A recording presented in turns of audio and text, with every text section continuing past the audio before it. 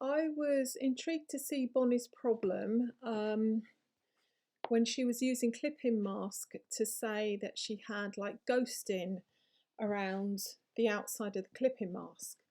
And I think I know what the problem is because it happens to me too.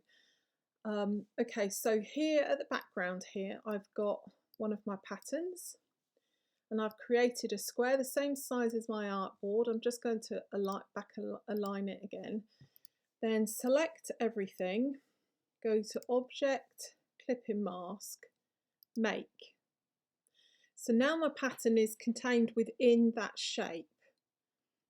So you can't see anything on the outside, but sometimes when you put your mouse over it, you can see like a ghosting. Oh, it's not working now, but it does happen. So basically what it is the pattern still exists on the outside, but it's just clipped within a shape. And to show that, if you go to clipping mask and release the clipping mask, you'll see that the pattern still exists.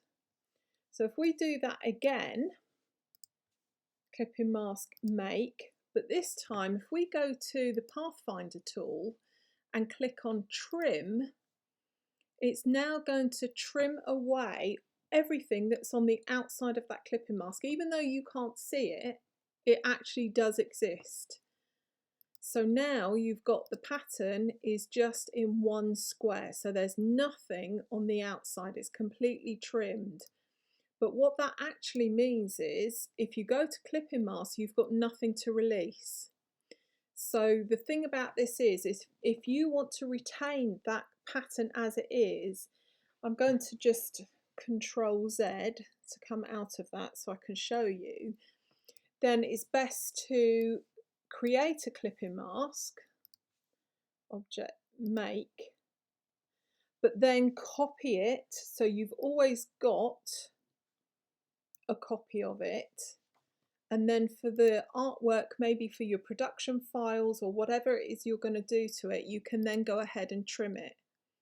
Because trimming it will also mean you've got actually less anchor points, and so it won't be so heavy on your memory when you're putting it together in a product file. I hope that helps. I hope that's what the problem was for you, Bonnie, but I actually knew what you meant about the ghosting, and I think it's fixed by actually doing the trim. But just be aware, once you've trimmed something, you can't then go back and undo the clipping mask.